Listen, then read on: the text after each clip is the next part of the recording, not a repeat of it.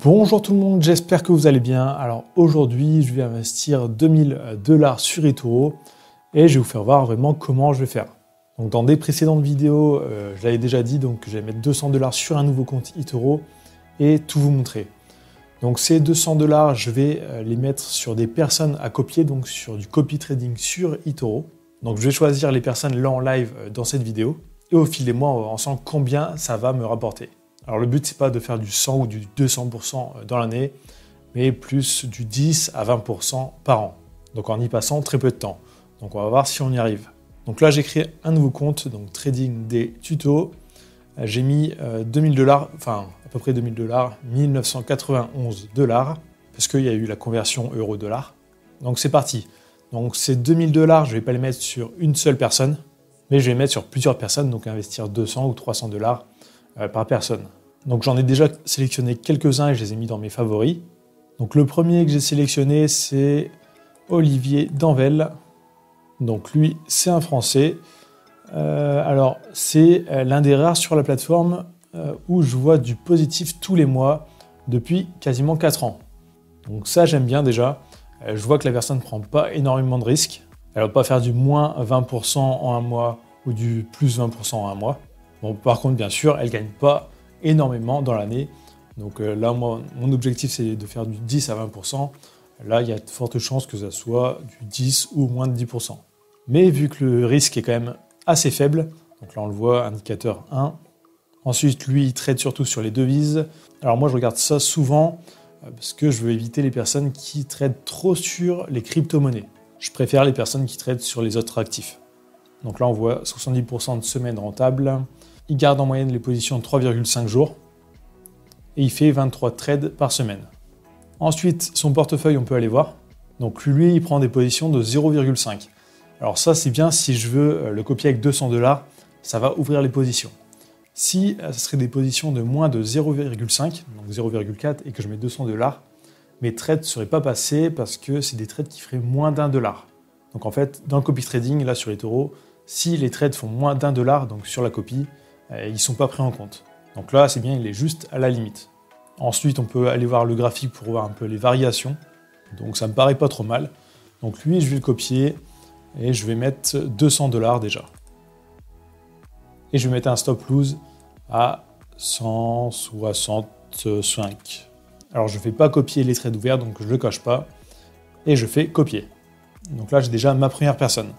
Ensuite, j'en avais sélectionné d'autres, je vais voir un peu. Alors j'ai sélectionné vite fait, je ne sais pas si c'est eux que je vais copier. Donc là, Kenan Abel, donc risque 5, on voit cette année il est dans le vert tout le temps. Je vais aller voir les statistiques. Alors là, les stats sur cette année, ils sont très bons. Ce qui me gêne un peu avec lui, c'est qu'il n'y a pas beaucoup de données. Donc il est sur la plateforme depuis moins d'1 an. Donc c'est chiant, j'aurais bien voulu voir plus longtemps en arrière. Après là je vois, bon, il trade surtout les indices. Il garde en moyenne 2 jours. 66% de semaines rentables. Le portefeuille, on va voir à quoi ça ressemble. Donc il a quand même investi 15% sur un ETF. On va voir l'historique. Donc là c'est tous ces trades qu'il a passés. Ensuite, je regarde le graphique, à quoi ça ressemble. Alors lui, c'est un peu limite vu qu'il n'y a pas beaucoup de données, mais je vais quand même essayer. Je vais tenter quand même. Je vais mettre que 200 $. Alors en fait, je ne peux pas le copier. Lui, il ne fait pas partie des populaires investisseurs. Du coup, il a une limite de personnes qui peut le copier. Donc je pourrais peut-être revenir dans plusieurs jours, plusieurs semaines, voir si c'est possible. Alors là, un autre Libor Vaza. Donc c'est un que je copiais déjà sur mon compte principal, donc mon compte privé. Et il avait eu plutôt des bons résultats. Alors là, on voit, il est sur eToro depuis 2014. Tous les ans, il est dans le positif. Alors il prend un peu plus de risques que les autres quand même. Lui, il trade seulement sur les actions et il garde en moyenne 6 mois ses actions. Donc lui, il trade vraiment sur le long terme. On va voir son portefeuille un peu. Donc là, il fait des trades de 8 à 5% par trade. Donc là, ces trades ouverts pour l'instant, c'est pas terrible. On va voir le graphique un peu. Donc là, il a eu une grosse chute en mars avec le virus. Et là, il est bien reparti. Donc lui, je vais mettre aussi 200 $. Et un stop lose à 165 aussi. et je copie pas les trades ouverts, donc je fais copier. Donc là, un autre Revaen, donc lui il dit qu'il fait que du court terme. Alors ses résultats, donc sur eToro depuis 2016, tous les ans dans le positif. Bon là, il n'a pas tradé toute l'année. Ses résultats paraissent pas trop mal pour l'instant. Il prend assez peu de risques, donc ça c'est très bien. Lui, il trade surtout les matières premières et il les garde en moyenne 4 jours. Donc lui, ça me paraît plutôt pas mal. Je vais aller voir son portefeuille pour voir combien il trade à chaque fois. Donc là, il n'est pas en dessous de 0,5, donc je peux mettre 200$. Ensuite, je fais graphique. Donc là, on voit qu'il n'y a pas de gros crash. Donc ça me paraît plutôt pas mal. Donc lui, je vais aussi le copier avec 200$.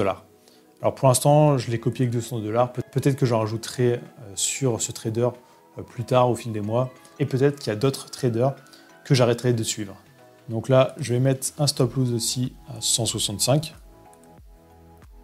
Je ne fais pas copier les trades ouverts. Et je fais copier. Donc là, on a déjà 600$ d'investis. Il nous en reste 1391. Alors là, à nouveau, Al-Naef. Donc risque 3. On va voir un peu ses statistiques. Depuis 2016, première année, il a perdu.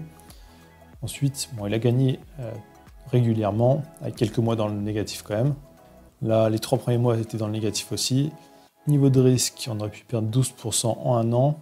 Donc lui, il fait que des devises. Il les garde en moyenne un mois. On va voir son portefeuille, voir combien il trade à chaque fois. Donc lui, il met quand même pas mal. 8%, 9%.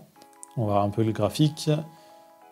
Donc là, mars, ouais, une diminution comme la plupart des gens. Donc lui, je vais mettre aussi 200$.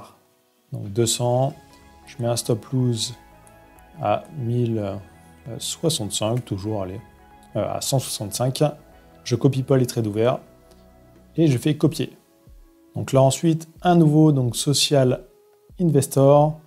Donc là, un allemand, risque 5, donc risque un peu plus élevé. Les stats, donc 10 et 18%.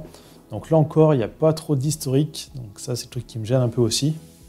Alors, il passe beaucoup de trades, donc 399 trades, principalement des actions, des cryptos aussi un peu. Et il les garde en général un mois. Donc 70 semaines rentables, c'est plutôt pas mal. Ensuite, le portefeuille. Alors là, on voit que dans son portefeuille actuel, il y en a déjà pas mal d'ouverts. Donc des petites positions d'1%. Et là, du 5%. Ensuite, le graphique. Alors lui, il n'y a pas beaucoup d'historique, mais je vais quand même voir. Alors j'ajusterai au fil des mois. Donc je vais faire copier 200$ aussi. Je vais mettre un stop loss. Je copie pas les trades ouverts et je fais copier. Alors là, un autre que je copie aussi sur mon compte perso, je crois.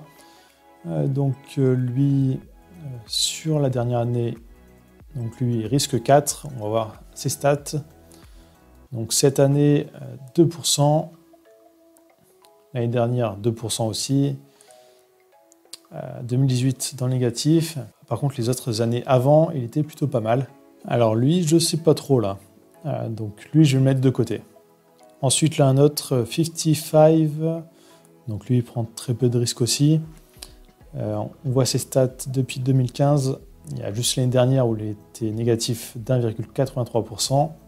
Donc là, il garde en moyenne 3 jours. Je vais voir un peu son portefeuille. Donc il n'a qu'une position. Je vais voir un peu son historique. Je vais regarder son graphique aussi vite fait. Donc là, mars. Alors lui, je ne sais pas trop non plus. Du coup, non, je ne vais pas le prendre. Alors, un autre, Mihongu Toro. Bon, là, il n'y a pas assez de stats. Encore moins que ceux que j'ai pris précédemment. Donc lui, non, je ne vais pas le prendre. Donc là, c'est fini pour ceux que j'avais repérés un peu. Donc là, je vais aller voir pour rechercher d'autres traders. Donc là, il me reste encore 990$ à investir. Alors, je ne sais pas si je vais tout investir aujourd'hui, ça dépend si je trouve des bonnes personnes. Donc, je vais aller voir un peu. Donc là, 70%, ça me paraît un peu gros. Donc là, c'est stats 55% l'année dernière, 27% cette année. Ouais. Bon, le risque, ça va encore. Donc, actions, ETF, indice, donc il trade un peu de tout. Alors, le portefeuille, par contre, là, je vois, il a des trades à 2%. Mais là, il a des trades à 0,25. Donc il faudrait que je mette 350, 400 $ pour le copier. Et j'ai pas envie de mettre autant sur lui pour l'instant. Donc lui, je vais pas le suivre. Donc on va voir un peu les personnes qui sont les plus copiées sur la plateforme. Donc tout affiché. Donc lui, je le suis déjà. Lui, il revient souvent sur mon tableau de bord. Donc 52% l'année dernière. Par contre, 2018, moins 53%. Donc ouais, non. Non, surtout qu'il traite pas mal de crypto-monnaies. Donc j'aime pas trop ça. Alors là, une autre personne, Alexandru Sinsa. Donc cette année, pour l'instant, il perd. 2019, 15%. Il y a une année où il a fait même 100%. Alors pas mal de crypto-monnaies aussi. Et sinon, c'est des actions. Donc lui, il trade vraiment sur le long terme. On voit qu'il les garde en moyenne plus de 20 mois. On voit un peu son portefeuille. Donc ouais, il les garde vraiment longtemps. Parce que là, on peut voir 93% sur Facebook. On voit un peu le graphique. Donc là, il a une grosse baisse en mars. Bon, c'est normal avec son style de trading. Donc là, un graphique sur les 2 dernières années pour voir la valeur. Donc là, il y a quand même une grosse descente ici. Donc perdu 12%. Bon, lui, j'ai quand même bien envie de tenter. Bon, j'aurai pas des résultats rapides avec lui. Tout simplement parce que je ne vais pas copier ses trades ouverts. Donc là, toutes les positions qu'il a déjà ouvertes, souvent, il les garde plus d'1 an. Donc il va falloir que j'attende qu'il rouvre de nouvelles positions pour pouvoir le copier. Alors un petit problème, il trade quand même avec des trades à moins de 0,5%. Du coup, moi, avec 200 $, il y a des trades qui ne passeront pas. Donc là, il faudrait que je mette 320, 330 $ pour être sûr que ça soit copié. Donc je le garde de côté là, je vais voir si je trouve mieux avant. Et si je trouve pas mieux, j'investirai dessus avec plus d'argent.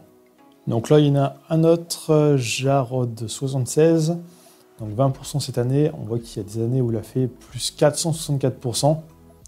Donc ce qui est quand même assez énorme. Mais il y a d'autres années où il fait du moins 45, du moins 33. Donc lui, c'est quand même un peu plus risqué. Donc lui, non, je ne vais pas le suivre. Alors je vais aussi copier celui-là, TradeX8. Donc 200 $ aussi. Alors là, un petit avertissement 10 €. Donc vu que c'est un nouveau compte de trading, ils me disent qu'il y a des risques à faire du copy trading. Donc ils sont obligés de mettre ça. Donc là, je fais confirmer. Je mets 200 $. Je vais mettre 165 aussi. Je décoche copier les trades ouverts et copier. Alors pour l'instant, j'ai investi sur 6 traders. Il me reste 791 $ à investir. Alors pour l'instant, j'ai pas vu trop d'autres traders qui me tentaient donc pour investir dessus. Du coup, pour l'instant, je vais pas investir l'argent qui reste. Je vais attendre et voir si je rajoute pas de l'argent sur des traders là actuels ou si je copie d'autres traders qui me paraissent plutôt pas mal. Donc pour l'instant, je reste comme ça. Donc je refais une vidéo fin juillet pour voir un peu déjà les premiers résultats. Donc qui sont très minimes parce qu'il y en a pas mal qui faisaient du trade sur du long terme. Du coup, ils n'ouvraient pas beaucoup de positions tous les mois. Donc il va falloir vraiment attendre que ces personnes ouvrent des positions. Et donc ça va vraiment être sur du long terme. À part un ou deux là qui font du court terme, du coup on verra des résultats rapides. Donc je vais vous partager l'avancée au fil des mois. Et on va voir un peu ce que ça donne. Alors c'est pas du tout un conseil en investissement. Alors moi je copie ces personnes personnellement, mais je vous incite pas à les copier. C'est vraiment à vous de voir. Donc si vous voulez vous inscrire sur eToro et profiter d'un compte de démonstration avec 100 000 faux dollars pour vous entraîner, je vous mets mon lien d'affiliation juste sous cette vidéo. Donc vous pourrez vous inscrire en 2 clics. Donc si vous découvrez la chaîne, moi je fais plein de tutos sur le trading, donc je parle vraiment des bases. Je ne donne pas des conseils en trading. Donc je vous apprends par exemple à savoir lire un graphique, donc comment lire des bougies, comment ça fonctionne. Je fais pas mal de tutos aussi sur eToro. Donc si vous débutez dans le trading, ça peut être intéressant pour vous. Donc si la vidéo vous a plu, n'hésitez pas à mettre un like, à commenter, ça fait toujours plaisir. N'oubliez pas de vous abonner, d'activer la cloche, et je vous dis à très bientôt.